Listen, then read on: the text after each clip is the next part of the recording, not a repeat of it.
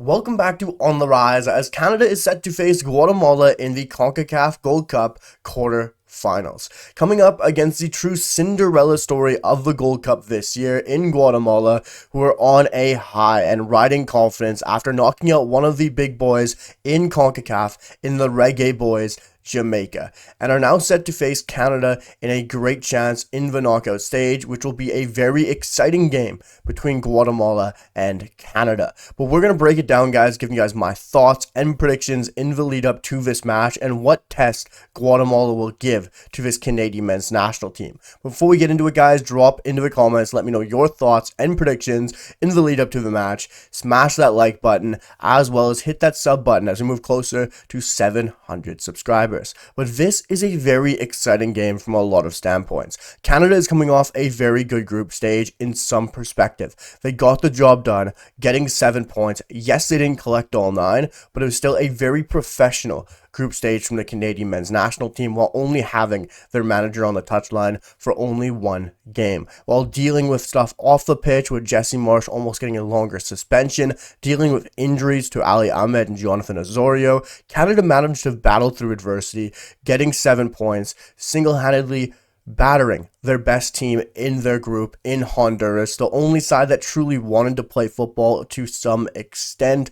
And then they went to play Curacao, getting a draw, while other Canadian sides, when they play poor, probably would have come away with a loss in that game. But coming with a result is still very important in that match to look back on. And then beating El Salvador was big. You'd come away unscathed with no injuries, which was the major bonus in that match. So Canada finishing the group stage with 7 points is a good turnaround, I really do believe, and it's still very exciting to see how they manage that group stage as well, especially not having their manager on the touchline. But they're coming up against a Guatemala side who are very hot, riding on a high and having a very good group stage, where they beat Jamaica 1-0 in their opening match, and very well so. They could have had more goals. They played very well, this Guatemala side, and Jamaica were poor in this group stage, which didn't surprise me.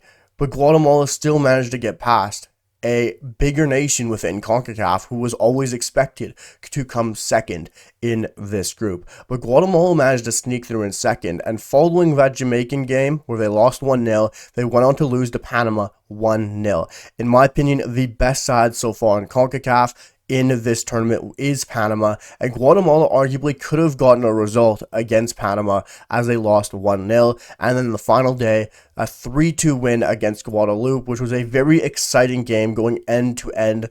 And as you can see, this Guatemala side can allow goals, they can score goals, they can keep it clean at the back. Very, very mixed bag, but they're a fun side to watch.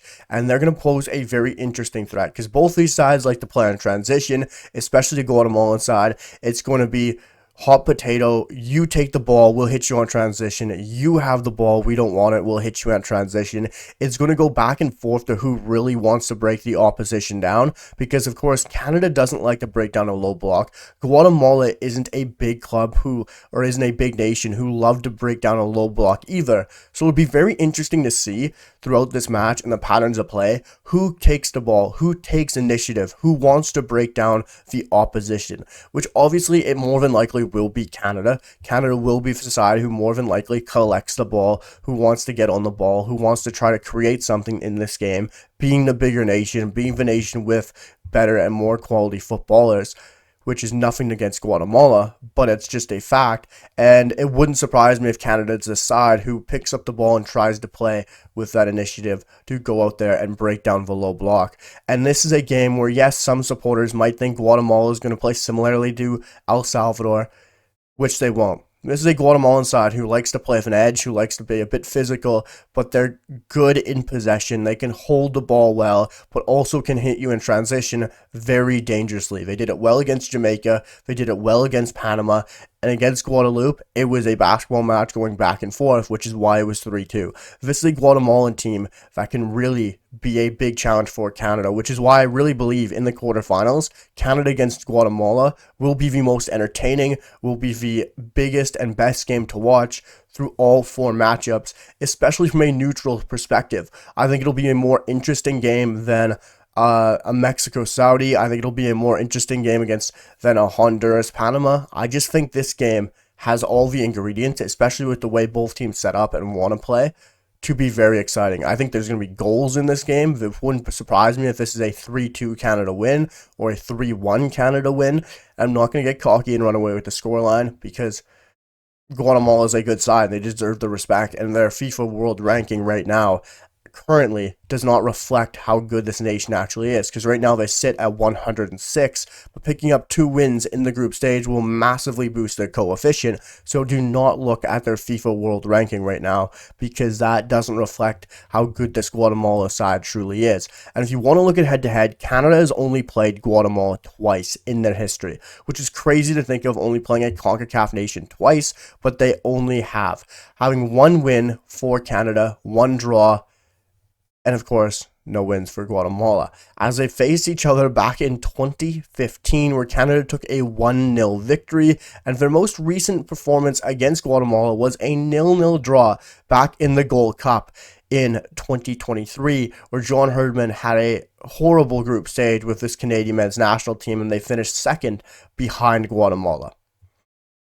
There's some memories there. This is a different Guatemalan side, but this is a different Canadian side. A completely new generation, a completely new manager, and I do not expect anything near that same 0-0 performance we saw against Guatemala back in 2023. But this is a great opportunity for Canada, because when you do look at the opposition in the quarterfinals, there's nothing against Guatemala, but they are the easiest opponent that any of the big 4 nations has drawn.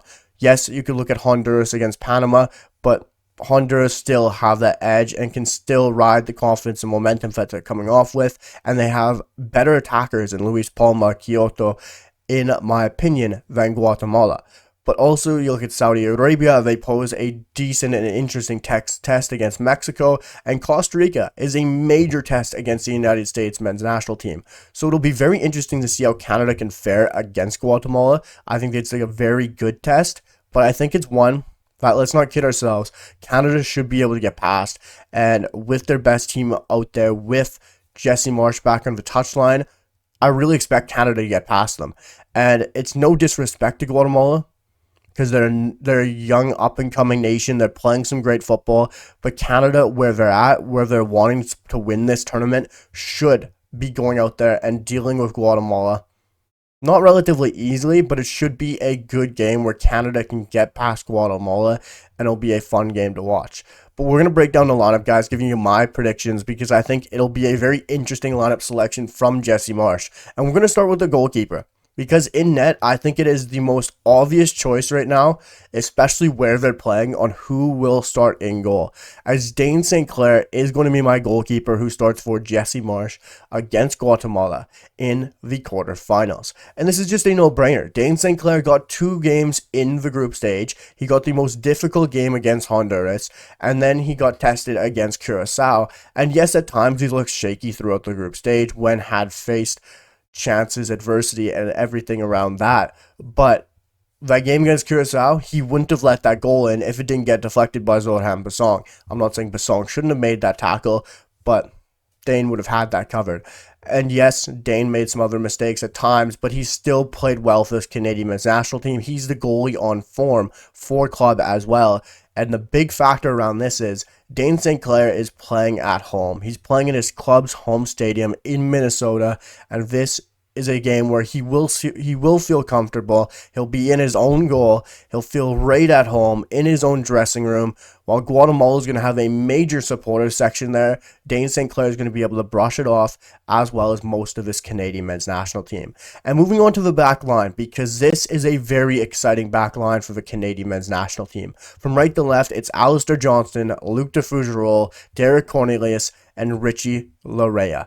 This is a very good back line, mixed with experience, mixed with some newer and younger face in Luc de Fougerolles. This is Canada's best back line currently that we have available, and it's going to be very interesting to see how Jesse Marsch deploys it. Alistair Johnston starts for obvious reasons. He's back. He's playing his football. I think it's going to be very interesting to see how he does coming into a side who's going to want to play football and where Alistair Johnston will hopefully have the freedom to roam up and down that right flank and bomb on and give overlaps for the right winger, which he wasn't able to do against El Salvador for obvious reasons with how they played their football. While you look at the center backs, Luc de Fougerolles and Derek Cornelius are now an immediate lock and are the best center back partnership. And if he goes off that for this quarterfinal, I will have serious questions around that, why he would change from Luc de Fougerolles and Derek Cornelius, who did play well, they've played composed, and they are the obvious best two center backs without Moise Bombito. And at left back is where I have the major question. I don't want Richie Laryea to start. There's nothing against him. I like his experience. I like what he brings to this Canadian men's national team. But I'm always a advocate for start a player in their primary position unless you have someone who's, of course, not up to the task.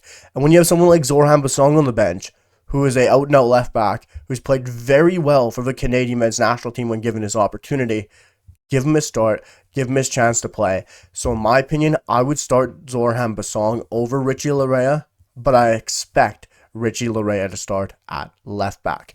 And moving on to the midfield, we're going to go right to left once again with Tajon Buchanan, Nathan Saliba, Mathieu Choinière, and Jacob Schaffelberg. Let's start with the wingers. As Tajon Buchanan for me now is an immediate lock. He has been one of the best players in this tournament across any side. And that just shows where Tajon Buchanan is. But he is back playing his best football. He's playing consistently well. He is playing with his head up. He's playing with confidence. And he is looking like the old Tajon Buchanan that we remember and talked about so highly before that Inter Milan move. And Tajon Buchanan now is playing with that swagger.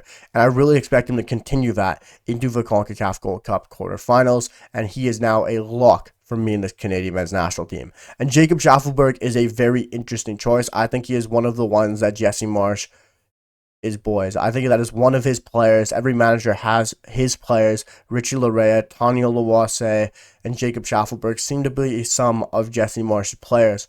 And it'll be a toss-up between Jaden Nelson and Jacob Schaffelberg, who he decides to go with. And I think it'll be a statement who he decides on that left-hand flank. I think if Ali Ahmed was there, he gets a start, but I would say Jacob Schaffelberg starts over Jaden Nelson. That is a complete 50-50. I would probably prefer Jaden Nelson over Jacob Schaffelberg, but it'll be very interesting to see who Jesse Marsch goes with. At the heart of the midfield, this was the biggest toss-up. I went with Mathieu Choinière. That was the obvious lock for me in the midfield, or how I feel it should be a lock. Like I said before, Mathieu Choinière is the obvious replacement now for Stefan Eustáquio, and that now seems to be locked and pen to paper. That Choinière's name is there when there's no Stefan Eustáquio, and he starts at that 6. The way he's controlled games, the defensive ability from Mathieu Choinière, being able to hold and control the ball, and his passing ability through the lines to Jonathan David is sublime. And next to him was the most difficult position to choose on the pitch. Was that 8? Was that box-to-box midfielder? And we are now littered with opportunity, with players to choose from at that midfield position, which we would have never said before. We have Nathan Saliba, Nico Seeger, and Ismail Kone. And for me, I think it'll be Nathan Saliba. It was a toss-up between Saliba and Kone. They both had a rest. They both have opportunity last game to get minutes off, to rest the legs for the quarterfinals, while Seeger and Choinière started. Now you see a great opportunity for Nathan Saliba to step in and prove himself in a quarterfinal. But the good thing is here, I don't care which way Jesse Marsch goes. Ismail Kone brings you something different to the other two midfielders, more dynamic, going to press up the pitch more, give you that physicality, which is why he might go with Ismail Kone for the physicality. Nico Seeger can get on the ball very well and is both defensively astute as well and strong on the ball and very creative. And Nathan Saliba works like an absolute dog, wins you the ball back, creative in the final third, can score goals. They all give you something different, and all are great options, but I'm going with Nathan Saliba. And up top, it is clearly a lock for Jonathan David, and I'm going to say it's Tanya Lawase. I'd prefer it be Promise David, but at home, it's Tawny. He's playing in his home stadium. He's going to feel comfortable. The fans won't phase him, as will for the rest of this team. I don't think there's a lot to talk about for that forward line. As much as I'd love to see Promise David start, I think it's an obvious shout for Tawny Oluwase to get the nod from Jesse Marsh, playing at home at Minnesota United Stadium. It just makes sense for Tawny to get this start as well. But we also have to talk about the supporters. Guatemala has a major fan base and supporter base, and some people might be saying it's going to be hard for Canada to battle through the Guatemalan supporters. Is it? Is it really? Because I really don't think it will.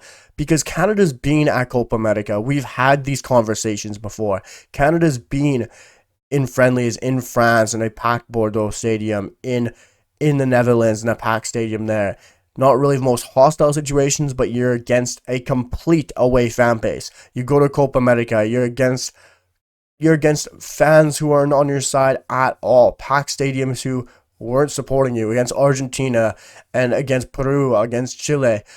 And Canada managed to battle through that adversity and get through to the knockouts and continue on so to the third place game. We can keep saying every time Canada are going to have to battle through the supporters. Can they do it? It's going to be very difficult. Yeah, it's going to be difficult. But these players play for some big teams. Jonathan David plays for major teams in Europe. Tajon Buchanan, Alistair Johnston, Derek Cornelius. It goes throughout the pitch. All these players have battled through adversity, battled through large crowds.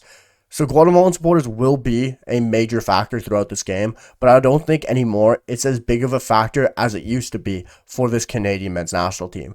But guys, I'm going to say this game will be 3-1. I expect it to be a 1-1 situation. Canada's pressing, goes for that second, scores it. Guatemala is trying to get back into the game and score that second goal to come back into it. And Canada goes up and scores on the counter and gets a 3-1 victory. Like to hear what you guys have to say down below in the comments, as Canada is set to face Guatemala in the Concacaf Gold Cup quarterfinals. Hit that sub button, guys, as we move closer to 700 subscribers and on our way through to 1,000. As well as smash that like button, guys. It really helps out the content, and I truly appreciate all your guys' support. It means the world as we continue to grow the biggest and best Canadian men's national team channel on YouTube. But guys, I'll see you for the next one. Peace.